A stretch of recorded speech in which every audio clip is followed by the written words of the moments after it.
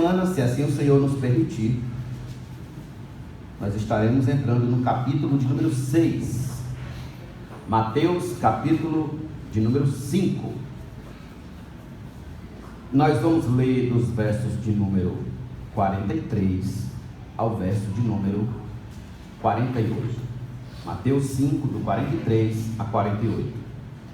Ouvistes que foi dito: amarás o teu próximo e odiarás o teu inimigo. Eu, porém, vos digo: amai os vossos inimigos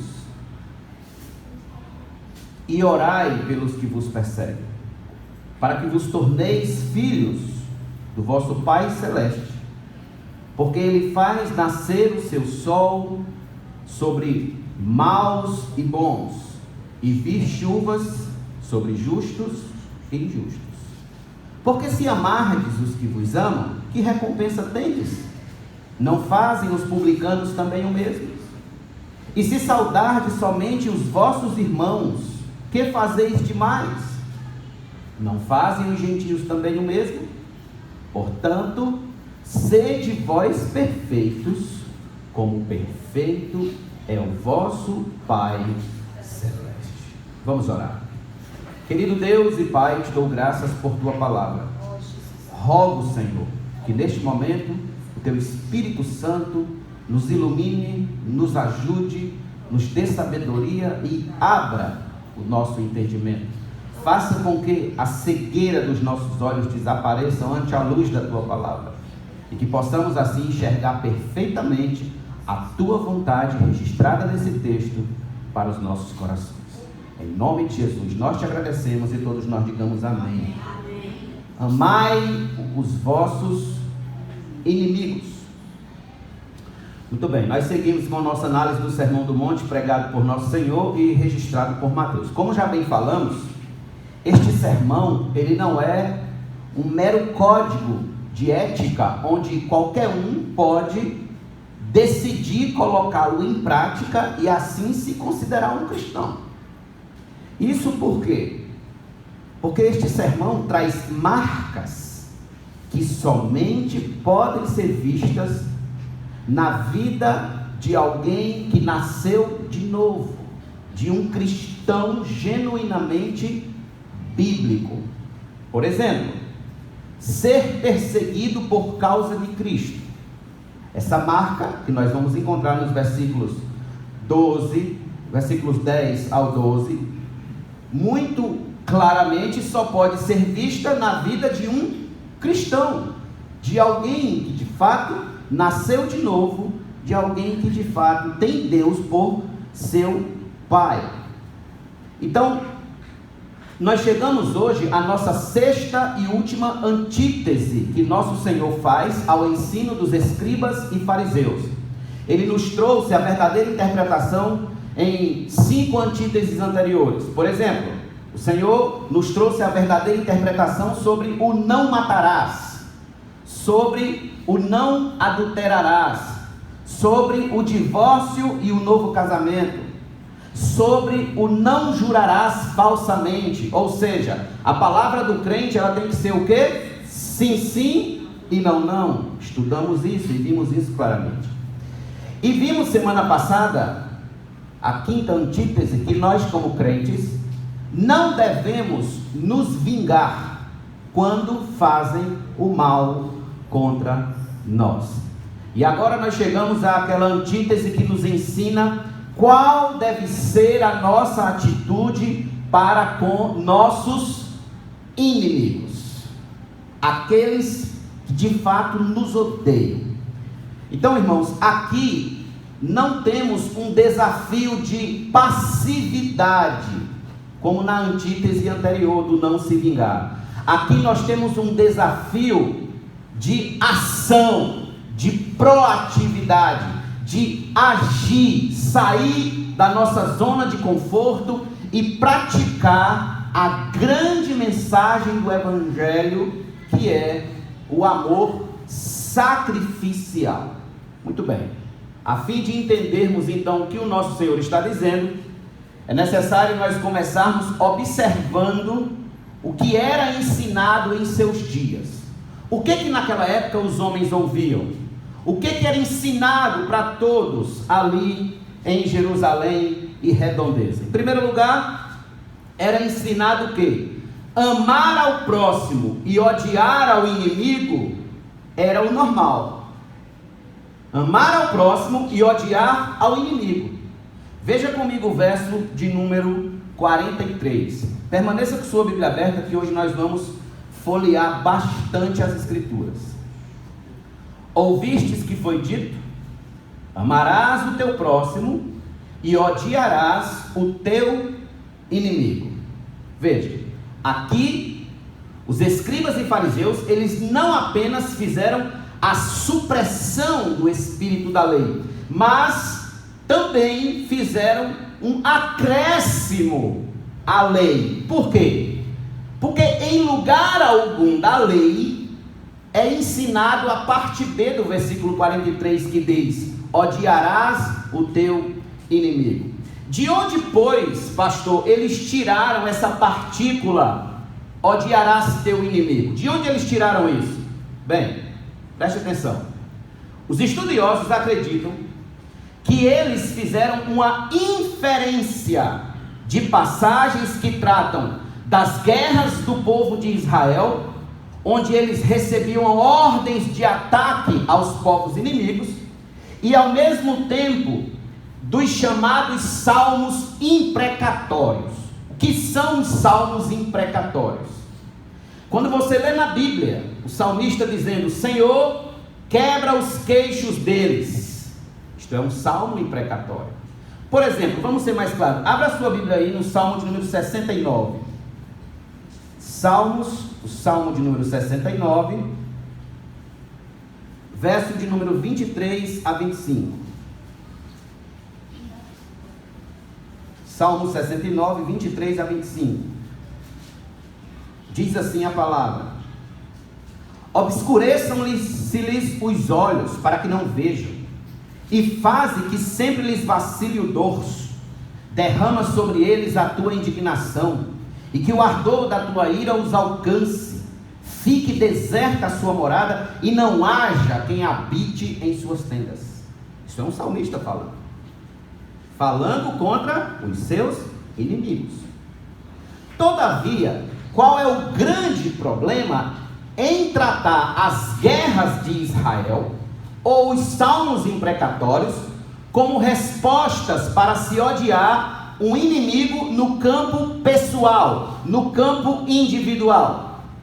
O problema é que vai significar que a gente não compreendeu o verdadeiro sentido das guerras de Israel e dos salmos imprecatórios. Por quê? Porque nas guerras e nos salmos, o que está em jogo? Não está em jogo a honra pessoal do salmista, não está em jogo a honra pessoal de Josué, não está em jogo a honra pessoal de Moisés, está em jogo a glória de Deus sendo aviltada. A glória de Deus. As guerras e os salmos imprecatórios, eles tinham em vista o quê? Não a honra própria do salmista, mas a glória de Deus.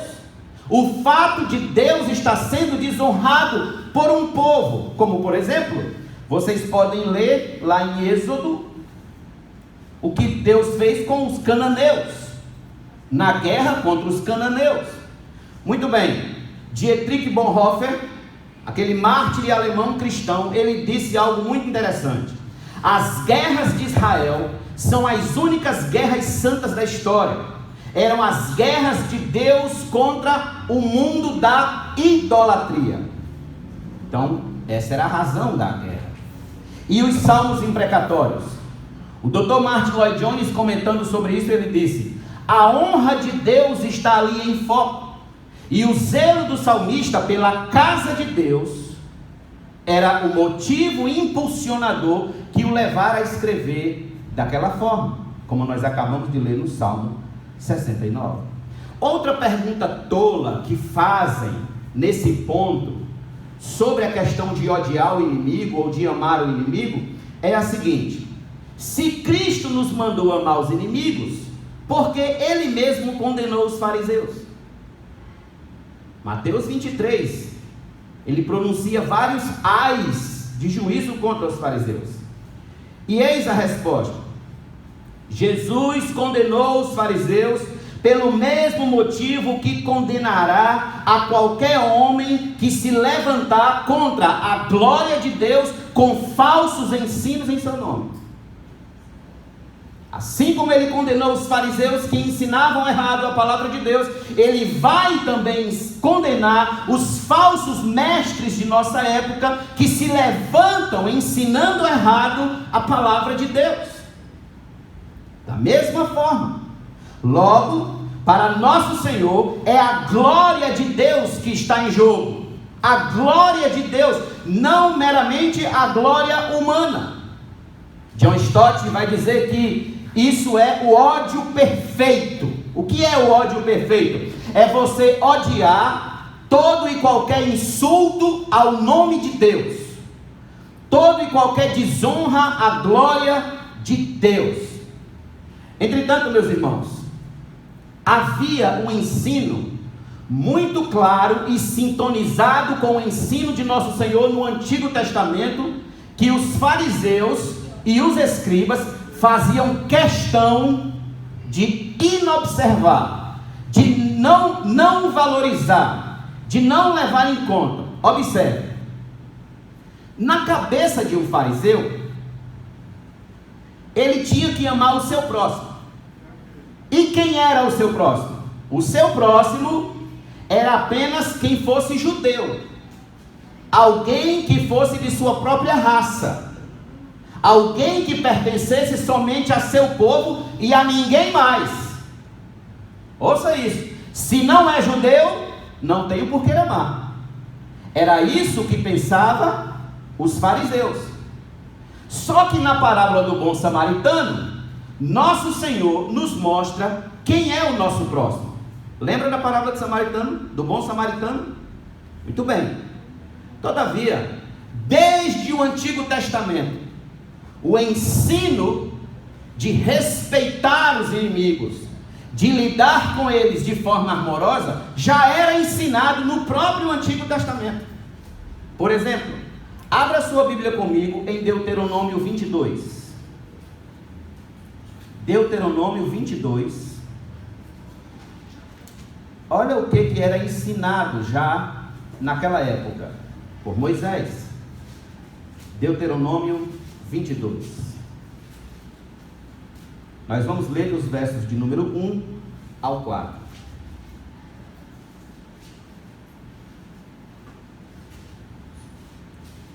Vendo extraviado o boi ou a ovelha de teu irmão, não te furtarás a eles, restituí-los-ás sem falta a teu irmão. Se teu irmão não for teu vizinho, ou tu não o conheceres, recolhê-los-ás na tua casa, para que fiquem contigo, até que teu irmão os busques e tu lhes restituas. Assim também farás com o seu jumento, e assim farás com as suas vestes. Mesmo farás com toda coisa que se perder de teu irmão, e tu achares, não te poderás furtar a ela. O jumento que é de teu irmão, ou o seu boi, não verás caído no caminho, e a eles te furtarás. Sem falta o ajudarás a levantá-lo. Aí você diz: está certo, pastor, mas aí o texto bíblico está falando do irmão, falando do meu próximo, aquele a quem eu amo, aquele a quem eu tenho um contato. Dê um salto comigo para Êxodo, capítulo 23. Ali estava falando do irmão, do próximo, do amigo. Veja Êxodo 23 comigo, por favor. É o segundo livro da Bíblia. Gênesis, Êxodo, capítulo de número 23, versículo de número 4 e 5. Se encontrares desgarrado o boi do teu inimigo, ou o seu jumento, lhe reconduzirás. Se vires prostrado debaixo da sua carga o jumento daquele que te aborrece, não o abandonarás, mas ajudá-lo-ás a erguê-lo. Deuteronômio falou do próximo, do irmão. Aqui está falando do inimigo. A atitude que os judeus deviam ter com o inimigo. Mas se não tiver ficado claro, por favor, dê um salto comigo para Provérbios. Esse era o ensino que os fariseus não observavam.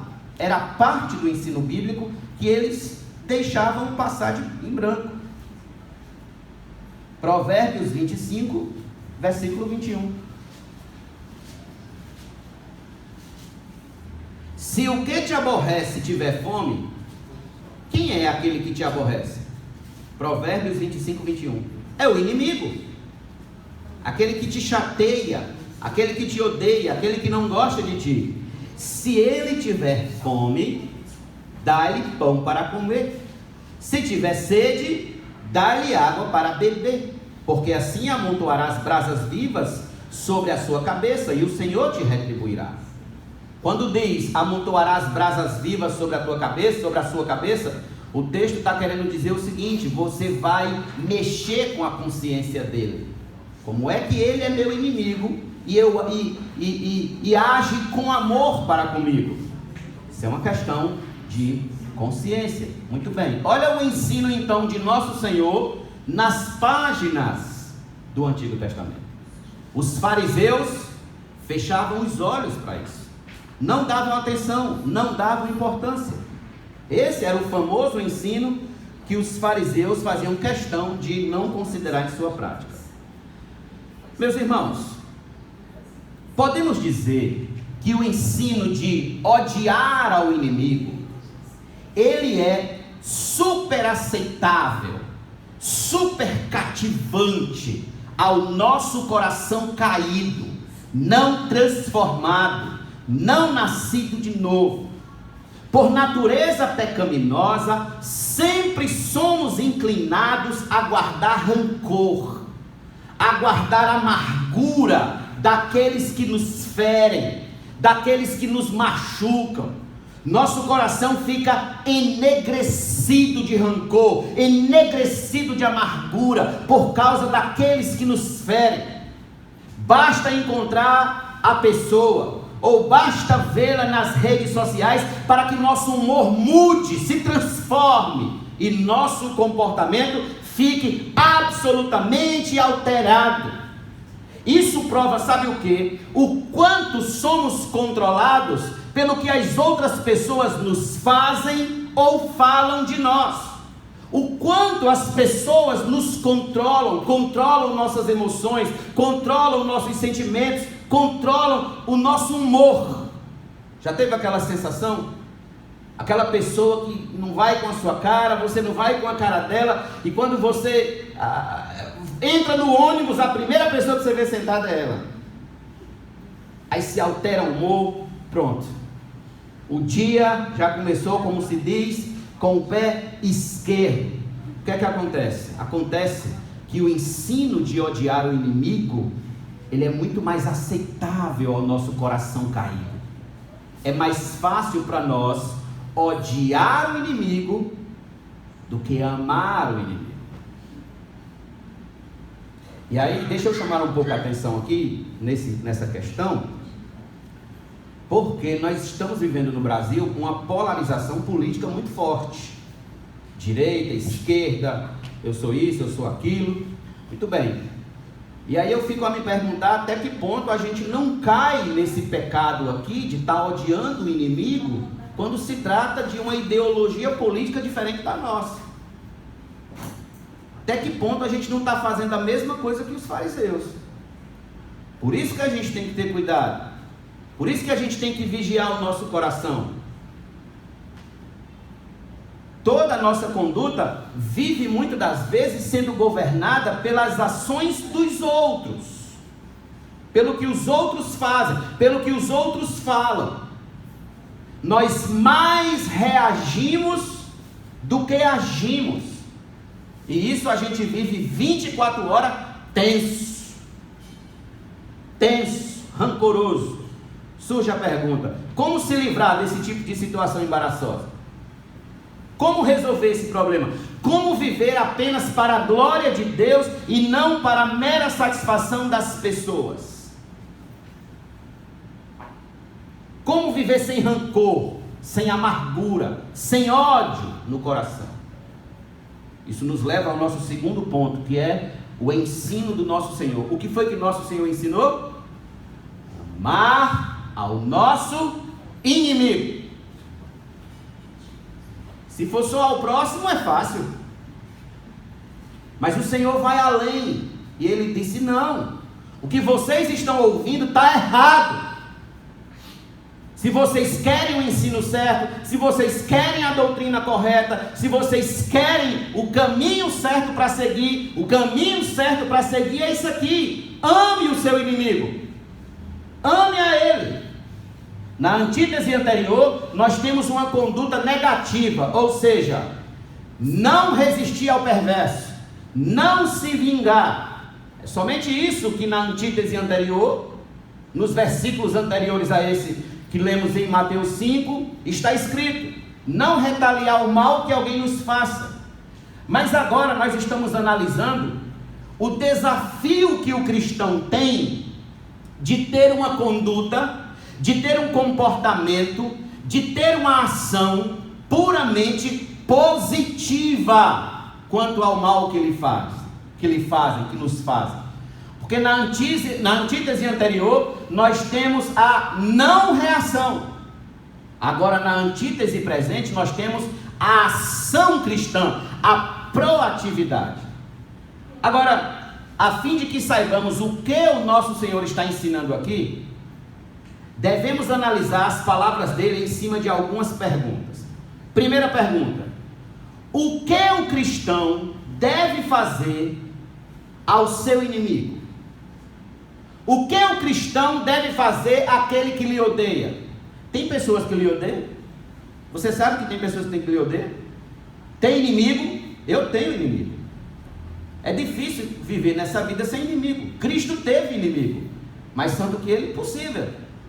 Então nós temos inimigo. A pergunta que não quer calar é: o que eu devo fazer a eles? Vamos voltar para Mateus 5, por favor. A primeira pergunta: o que o cristão deve fazer ao seu inimigo? Fazer àquele que o odeia. Versículo 44. Eu, porém, vos digo. Agora vem o ensino correto, vem a doutrina correta. Amai os vossos inimigos e orai pelos que vos perseguem. Essa tradução, nesse versículo, ela não é boa. Na minha tradução aqui, a melhor tradução é na Revista Corrigida, que ela diz assim: amai os vossos inimigos, bendizei aos que vos maldizem, fazei bem aos que vos odeiam e orai pelos que vos maltratam e vos perseguem. Essa é a melhor tradução para esse versículo. Bem dizer, olha o tanto de coisa. O que eu devo fazer? Bem dizer, fazer o bem e orar pelos que me perseguem. É isso que eu devo fazer. Não mal, mas o que eu devo fazer é isso por meus inimigos, por nossos inimigos. E o meio pelo qual nós podemos fazer isso, como é, pastor, que eu vou amar o meu inimigo? Como é, ele me odeia, ele quer ver a minha caveira, ele me quer ver pelas costas, como é que eu vou amar aquela pessoa? Muito bem, você é crente? Nasceu de novo? Entendeu a mensagem do Evangelho? Então, vem aqui comigo e preste atenção. O meio pelo qual nós podemos amar o nosso inimigo é considerando o real estado espiritual daquela pessoa que nos fere. O real estado espiritual de cegueira espiritual do nosso algoz, daquele inimigo que nós temos, o estado em que ele se encontra. Ele não faria isso comigo, é isso que eu devo pensar. Aquela pessoa não faria isso comigo se tão somente ela fosse cristã. Se ela fosse realmente nascida de novo, alguém crente, transformado. Satanás, o inimigo de nossas almas, cegou cegou o entendimento daquele indivíduo, cegou, de tal forma que faz com que aquela pessoa viva me odiando, me perseguindo, falando mal de mim, mentindo a meu respeito, me caluniando. Se tão somente ele enxergasse um palmo à frente, pela luz do Evangelho, ele não me odiaria e nem odiaria ninguém. Mas por que ele me odeia? Porque ele está preso em escravidão espiritual, está preso em escravidão de pecado. Daí, meus irmãos, o que nós temos de ter com uma pessoa dessa? Ódio ou compaixão? Compaixão. Está lá o indivíduo, ele me odeia porque ele está escravo de Satanás, está cego, assim como um dia eu também fui, assim como um dia eu também estive. Daí a razão de amar. Posso até não gostar das atitudes, mas amar no sentido sacrificial aqueles que nos perseguem. É assim que devemos pensar, é assim que devemos observar os ataques que recebemos. Ou seja, se tão somente aquele homem ou aquela mulher fossem cristãos, eles não agiriam assim comigo. É porque eles não são cristãos, é porque eles não nasceram de novo. Pergunto, será se seu patrão lhe trataria mal se ele fosse um homem nascido de novo? Será se seu vizinho lhe perseguiria se ele fosse alguém convertido ao Senhor? Será se seu esposo, sua esposa, lhe maltrataria se ele fosse um genuíno crente? O que leva alguém a perseguir um crente? O que leva alguém a perseguir um cristão? Senão a mais pura cegueira espiritual. O que leva alguém a zombar da fé de um cristão? A zombar da fé de uma mulher cristã, de um homem cristão? O que leva? E eu respondo a vocês, é que aquela pessoa está cega espiritualmente, ela está morta espiritualmente, ela é um cadáver espiritual, ela não consegue enxergar nada, ela está acorrentada, presa nas garras do pecado e de Satanás. Pois bem, são a esses a quem devemos amar, bem dizer, fazendo-lhes o bem e orando por eles. Esta é a fórmula do como devemos amar nossos inimigos. Segunda pergunta: por que o cristão deve amar os seus inimigos? E nós vamos para as Escrituras. Versículos número 45. Veja comigo. Para que vos torneis filho do vosso Pai Celeste. Agora veja o porquê. Porque Ele faz nascer o seu sol sobre maus e bons, e vi chuvas sobre justos e injustos. O mais óbvio porque o crente deve amar seu inimigo é porque Deus ama os seus inimigos indistintamente, fazendo com que o sol nasça sobre bons e maus, justos e injustos, e fazendo com que a chuva também venha sobre justos e injustos. A chuva não cai só no terreno do crente, a chuva também cai no terreno do descrente. O sol também nasce na terra do descrente, assim como nasce na terra do crente. Nós devemos aqui, irmãos, ter o cuidado de não cairmos num universalismo barato. O que é isso? É a doutrina que diz que Deus é amor, e se Deus é amor, então no final todo mundo será salvo. Errado. Não. Quando falamos que Deus ama seus inimigos ao ponto de lhes fornecer a luz do seu sol e a água da sua chuva, nós estamos querendo dizer com isso o que os teólogos chamam de, inclusive João Calvino, graça comum. A graça comum de Deus, ou seja, a graça que flui do coração de Deus como atos de quem ama, atos de misericórdia, atos de bondade. Por quê? Porque o amor de Deus não se move pelo que fazemos ou deixamos de fazer. Não é a nossa conduta que governa os atributos de Deus. Deus ama de uma forma desinteressada. Ouça, não há nada que você possa fazer para despertar o amor de Deus por você. Nada, absolutamente nada. Lá em Isaías está escrito que as nossas melhores obras são como trapos de imundícia. As nossas melhores obras, não há nada. Simplesmente Deus nos ama e pronto. João 3,16. Porque Deus amou ao mundo de tal maneira que deu o seu Filho unigênito para que todo que nele crê não pereça, mas tenha vida eterna. Simplesmente isso. Como explicar esse amor? Não sei. Como explicar essa bondade, essa misericórdia? Não sei. Eu só sei que Ele nos ama. E aqui nós temos um elemento chamado graça comum. Ou seja, por meio de sua graça comum, Deus se revela amorosamente tanto a justos quanto a injustos, tanto a bons e maus.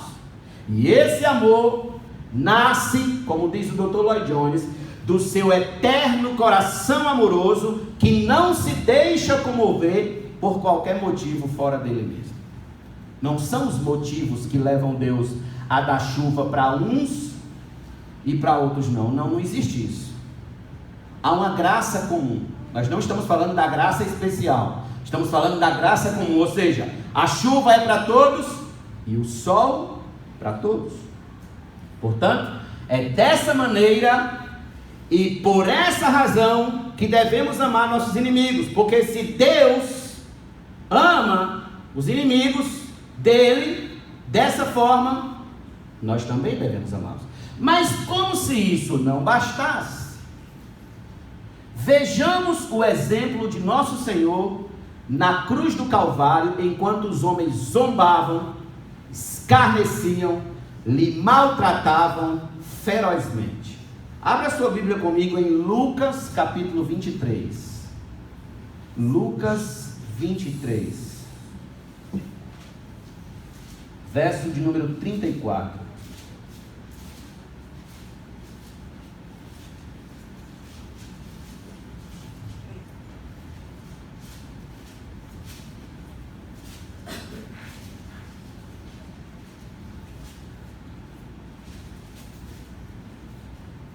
Contudo, aliás, vamos do 33, para vocês entenderem.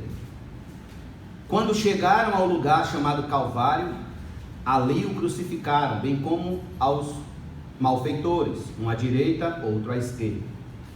Contudo, Jesus dizia: Pai, perdoa-lhes, porque não sabem o que fazem.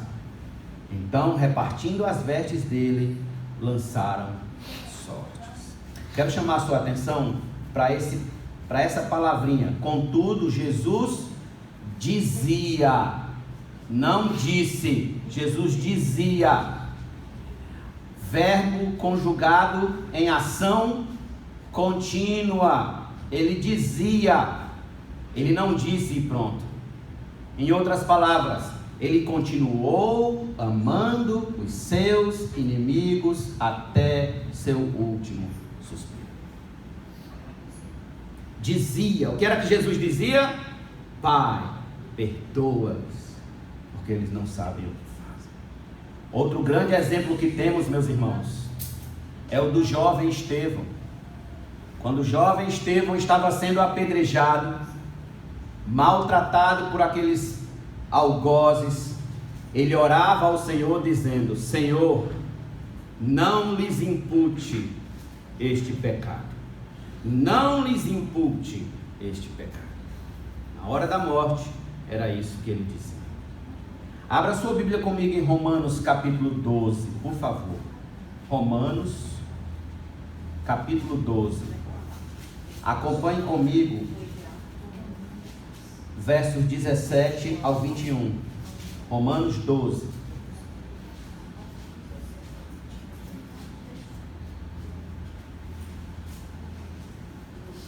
Não torneis a ninguém mal por mal. Esforçai-vos por fazer o bem perante todos os homens.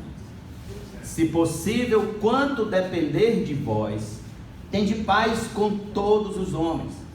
Não vos vingueis a vós mesmos, amados, mas dai lugar à ira, porque está escrito: a mim me pertence a vingança, eu é que retribuirei, diz o Senhor.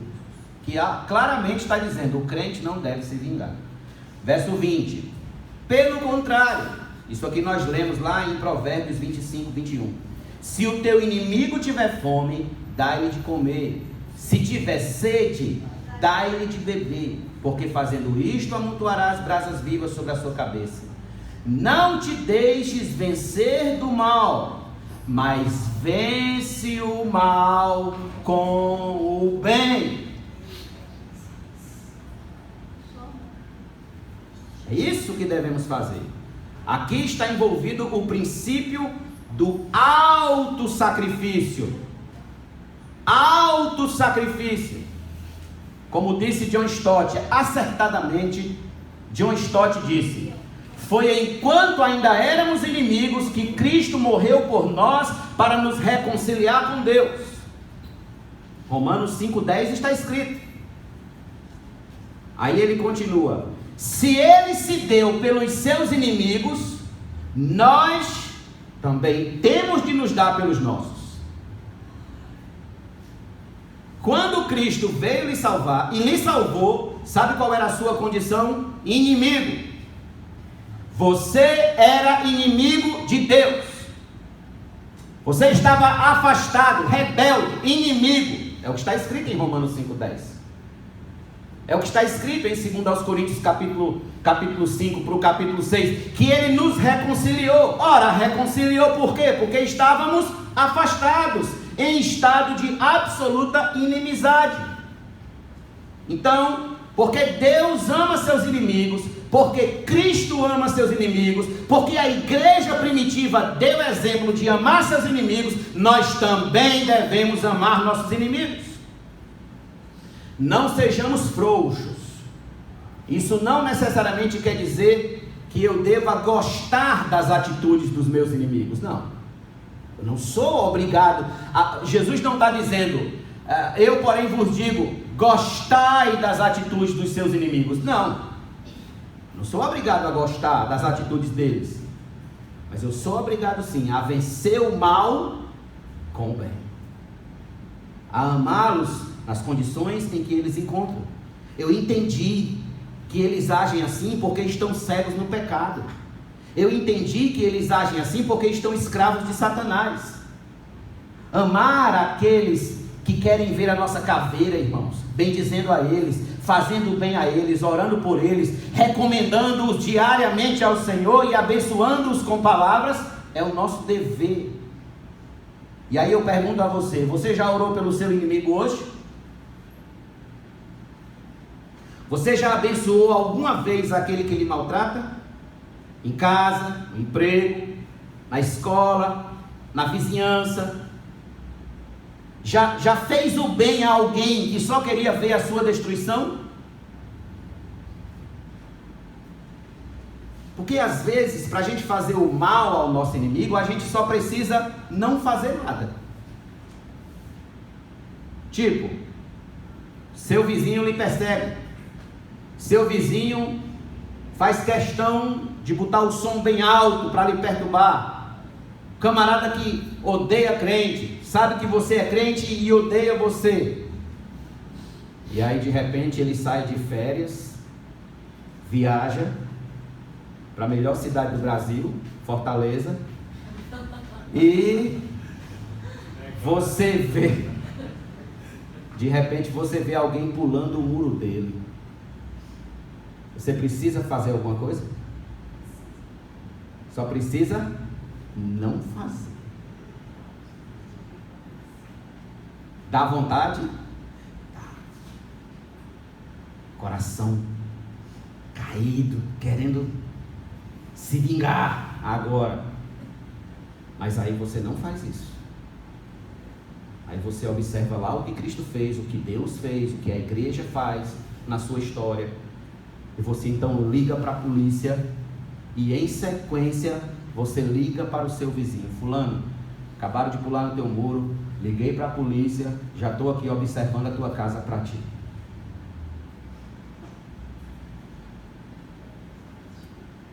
Isso é fazer o bem àqueles que nos perseguem, que nos maltratam. Muito bem, o que o crente deve fazer? Por que o crente deve fazer? E em terceiro e último lugar, para que o crente deve amar o seu inimigo? Para quê? E aí eu vou dar a resposta a vocês. Essa resposta, na verdade, ela precisa ser dividida em duas partes. Primeira parte, ouça isso. O crente deve amar o seu inimigo para se diferenciar das demais pessoas. Se diferenciar dos demais homens que não são cristãos. E aí nós vamos para as Escrituras. Veja comigo, por favor, o versículo de número 46 e 47. Capítulo 5 de Mateus. Porque se amardes o que vos amo, que recompensa tendes? Não fazem os publicanos também o mesmo? E se saudardes somente os vossos irmãos, que fazeis demais?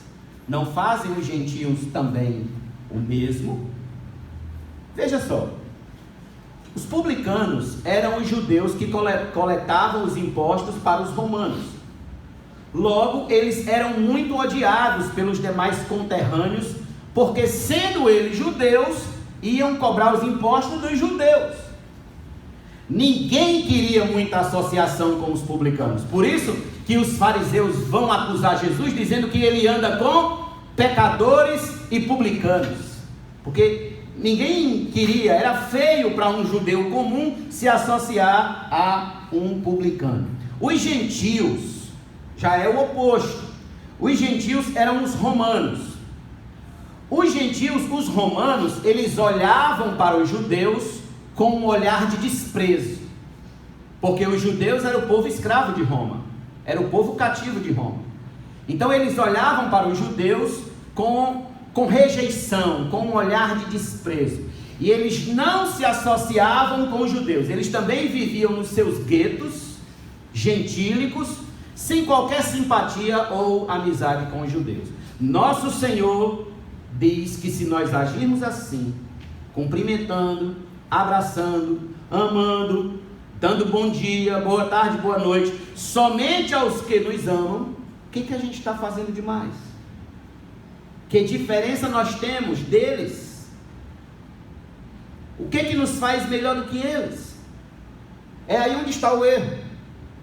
Por quê? Porque o cristão é alguém cuja justiça deve exceder em muito a dos escribas e fariseus. Deve exceder. Logo, é esperado que ele faça mais do que qualquer outra pessoa faz.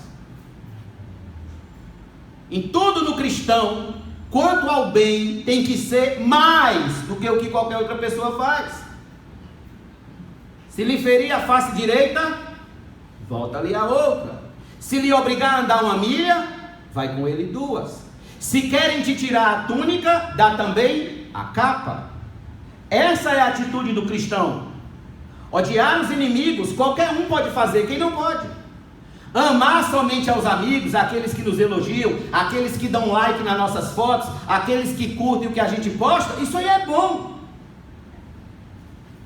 Mas a Bíblia está dizendo aqui que a gente deve odiar, inclusive, eu acho que esse é o termo correto, os mais jovens aí me corrijam, os haters, ou seja, aquelas pessoas que vão lá e dão dislike, aquelas pessoas que vão lá e dizem, não gosto, não curti, não acho legal.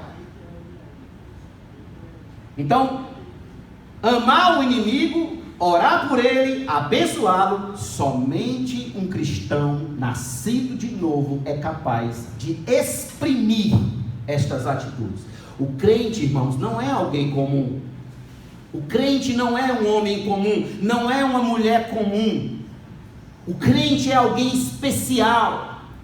Ele foi alcançado pela graça. Toda a sua perspectiva de vida foi alterada. Ele não funciona mais como os demais homens funcionam. Ele é diferente. Ele é quem dá outra face. Ele é quem vai uma milha a mais. O crente, ele é um ser inexplicável em termos naturais. Quem pode explicar um crente? Quem Quem pode explicar a alguém abandonar sua família, deixar sua casa, deixar seus parentes, deixar seu conforto e evangelizar entre os muçulmanos, correndo o risco de perder a sua vida lá? Quem pode explicar um homem ou uma mulher desses? Ninguém, porque a graça o alcançou, o evangelho o abraçou, ele entendeu a mensagem da cruz e ele foi transformado. E ele entende, por exemplo, que os muçulmanos que perseguem os cristãos, matam os cristãos, são alvos do amor de Deus. Que lá entre os muçulmanos, os muitos, tem os eleitos de Deus que precisam ser evangelizados e alcançados por meio da evangelização. O crente não é alguém comum. Em tudo o crente é alguém melhor do que o homem natural mais decente. Em tudo. Por exemplo, você vê um determinado homem que ele não é crente, mas ele obedece às leis. Ok? Ele obedece, mas não obedece como um crente obedece. Sabe por quê? Porque o crente obedece por amor a Deus. Ele obedece com alegria. Ele obedece com satisfação. Ele entende que quando obedece uma lei que está de acordo com a palavra de Deus, ele está obedecendo ao próprio Deus. Então ele tem prazer em cumprir a lei. O homem do mundo, mesmo que seja aquele homem decente que cumpre todas as leis, ele cumpre por mera obrigação. Ele não tem prazer em cumprir aquilo. Ele não anda a segunda milha. Ele não oferece a outra face. Ele não ama os seus inimigos. Ele pode até não atacar os inimigos, mas o seu coração está tomado de rancor, de ódio, de peso, de negritude. Muito bem, meus irmãos. O crente é alguém habitado pelo Espírito Santo de Deus. O crente traz consigo o fruto do Espírito. E o primeiro elemento do fruto do Espírito Santo é o quê? O amor. O amor. O crente ama. O crente é alguém diferente. O amor encabeça todas as suas ações, sua conduta, todo o seu comportamento. Isso é que faz o crente ser diferente dos demais homens sobre a face da terra. No entanto, o cristão não é alguém apenas diferente dos demais homens naturais. O crente, ele ama seus inimigos por uma razão a mais. Sabe qual é a razão? E essa é a segunda resposta. Para se assemelhar cada dia mais com o seu Pai Celeste. Para se assemelhar. O crente é diferente do homem natural, mas ele é semelhante a seu Pai Celeste. Vamos voltar lá para Mateus 5, acompanhe comigo, por favor. Verso de número 45 e depois o 48. 45. Amai os vossos inimigos no 44 e orai. E Jesus diz no 45: para que vos torneis filhos do vosso Pai Celeste. Só essa parte. Para que vos torneis filhos do vosso Pai Celeste. Verso 48. Portanto, sede vós perfeitos, como perfeito é o vosso Pai Celeste. O que Jesus está dizendo aqui? Quando Jesus diz, para que vos torneis filhos do vosso Pai, isso significa, para que vocês estejam cada dia mais parecidos com Ele, com o Pai. E quando Jesus diz, sede perfeito, isso aqui significa ser maduro como Deus é maduro. Maduro. Cristo jamais pediria para que a gente fosse perfeito, sem pecado, nesse estado de cada vida, nesse lado de cada vida, enquanto nós estamos habitando o corpo do pecado, mas que sejamos maduros, como Deus é maduro, maduros em amor, assim como o Pai Celeste é maduro, é o que Cristo requer aqui. Por que, irmãos? Que amar o inimigo nos identifica com o nosso Pai. Porque amar o inimigo é o que diz que somos, é um dos elementos que provam que nós somos verdadeiros filhos de Deus. Pedro negou a Cristo 3 vezes. 3 vezes Pedro negou a Cristo. Na terceira vez que Pedro foi negar a Cristo, reconheceram a Pedro pela seguinte razão. Abra sua Bíblia rapidinho em Mateus 26. Mateus 26. Pedro já estava há 3 anos e tanto andando com o nosso Senhor e com os demais discípulos. E olha só o que o texto diz. Esse é o texto que fala sobre quando Pedro nega a Cristo. Verso de número 73. Ele já tinha negado uma vez, tinha negado 2 vezes. Agora veja no verso 73.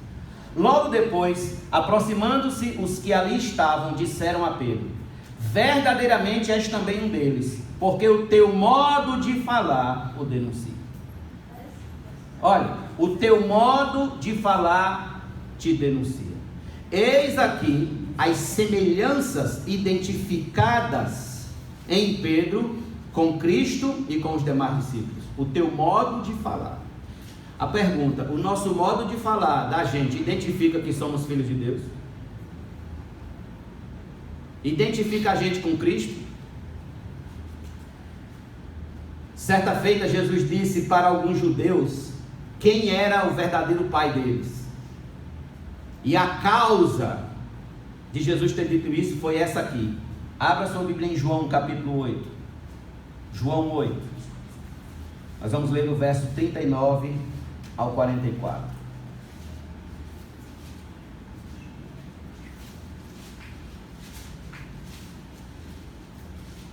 Então lhe responderam: nosso pai é Abraão.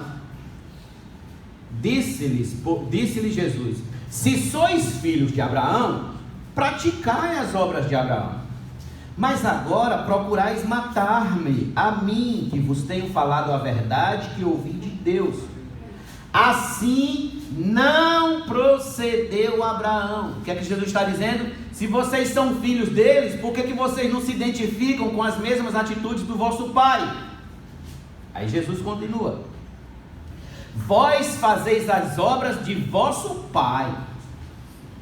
Disseram-lhes eles: nós não somos bastardos, temos um pai que é Deus. Replicou-lhe Jesus: se Deus fosse de fato vosso pai, certamente me havíeis de amar, porque eu vim de Deus e aqui estou, pois não vim de mim mesmo, mas Ele me enviou. Qual a razão por que não compreendeis a minha linguagem? É porque sois incapazes de ouvir a minha palavra. Incapacidade.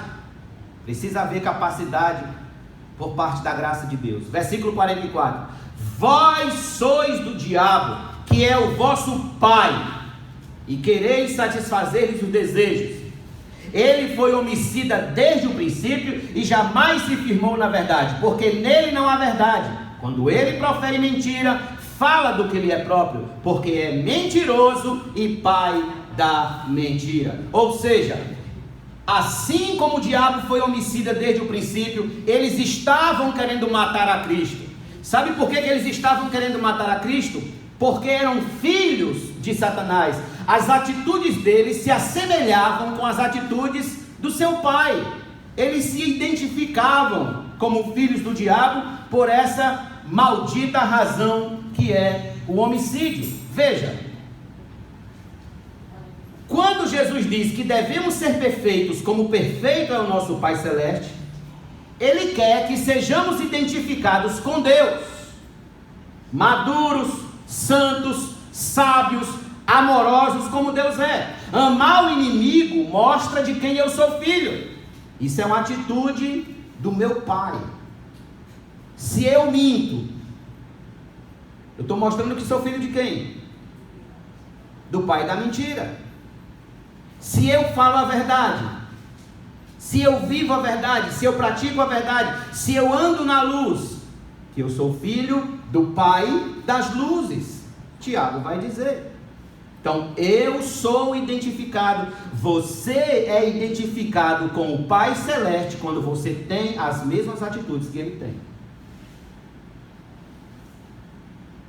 Como disse Alfred Plummer, retribuir o bem com o mal é demoníaco. Retribuir o bem com o bem é humano. Mas retribuir o mal com o bem é divino. Retribuir o mal com o bem é o que me identifica com meu Pai Celeste. Por isso que o Sermão do Monte não foi escrito para descrentes. Não foi escrito para quem não nasceu de novo, para quem não foi alcançado pela graça. O que temos aqui é um desafio que somente os filhos de Deus, os quais receberam o poder de serem feitos seus filhos, podem cumprir. Somente quem nasceu de novo pode amar o seu inimigo. Somente quem entendeu que Deus lhe amou quando ele ainda era inimigo, pode amar o seu inimigo sem amargura, sem mero espírito de obrigação. Há um prazer nisso, há um prazer de se identificar cada dia mais com Cristo e com Deus Pai. Esse, meus irmãos, é um grande teste. É um grande teste. Pergunte para você mesmo: em que você pode ser encontrado em semelhança com Deus? Quais suas atitudes que se parecem com as atitudes de Deus? Você ama como Deus ama? Você age como Deus age? Amar o inimigo, bendizê-lo, fazê-lo bem e orar por ele, é isso que lhe assemelha com o Pai Celeste.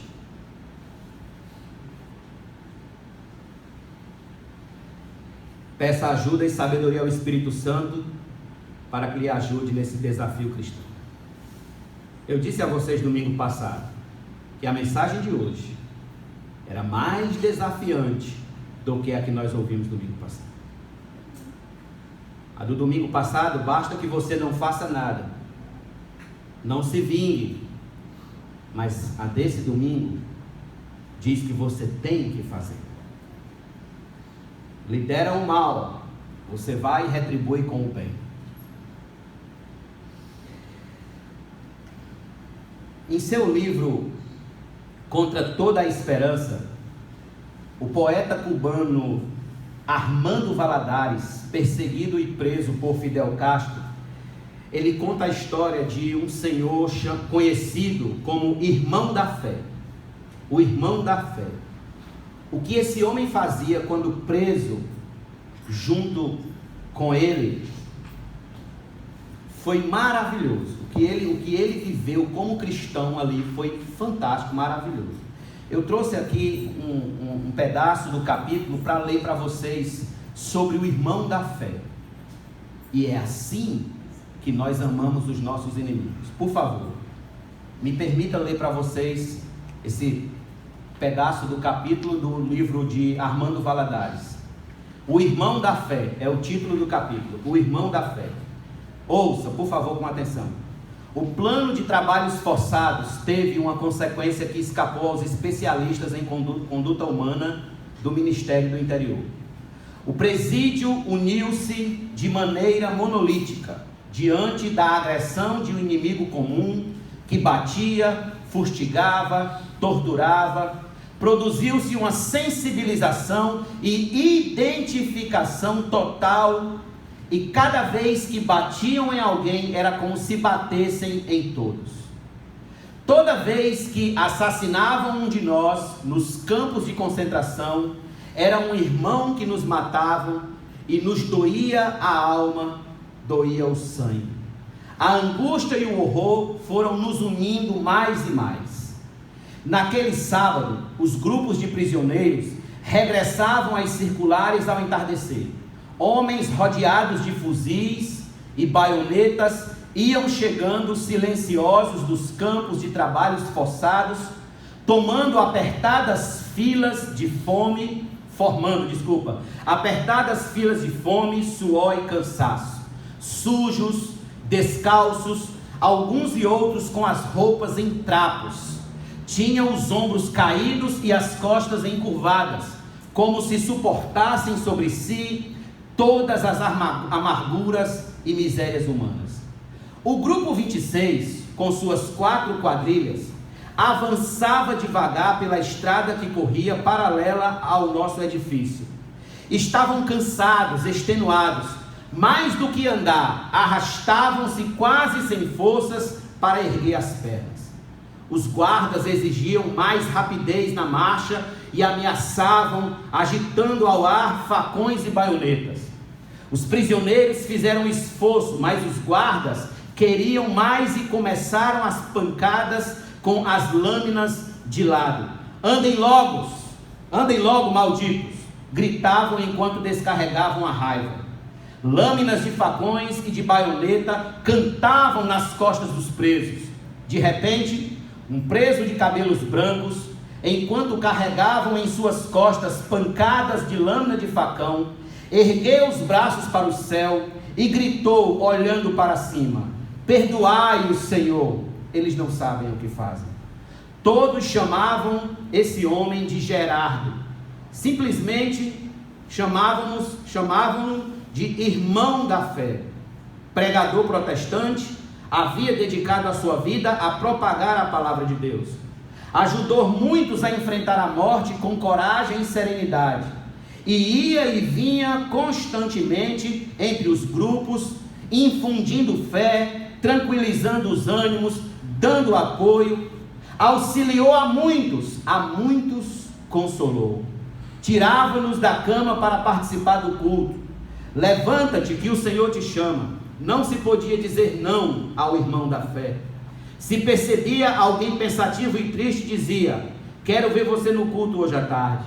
E era preciso ir. Seus sermões eram de uma beleza primitiva e ele tinha um magnetismo extraordinário.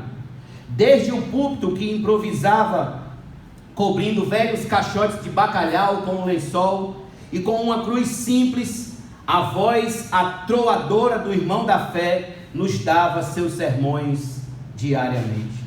Depois, cantava-se em coros e hinos de louvor a Deus, que ele escrevia em maços de cigarros e distribuía entre os presentes. Muitas vezes, a guarnição acabava com esses minutos de oração com pancadas de baionetas e de culatras de fuzil, mas não conseguiam atemorizá-lo. Quando o levaram para o campo de trabalhos forçados, na Ilha de Pinos, organizou leituras bíblicas e coros religiosos. Ter uma Bíblia era ato subversivo. Ele tinha, não sabíamos como, uma pequenina que o acompanhava sempre. Se algum companheiro, fatigado ou doente, se atrasava na semeadura, ou não tinha acumulado o número de pedras que tinha que quebrar com a picareta, o irmão da fé aparecia ali para ajudar. Magro, porém musculoso, tinha uma resistência incrível para o esforço físico e adiantava o trabalho do outro, salvando-o de uma surra. Quando algum dos vigilantes passavam por trás dele e descarregavam-lhe uma baionetada, o irmão da fé erguia-se como uma mola, olhava os soldados nos olhos e dizia: que o Senhor te perdoe.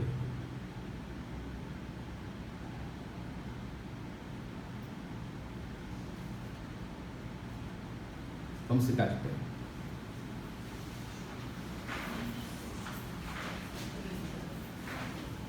Feche seus olhos e lembre-se do que você ouviu hoje. Amai os vossos inimigos.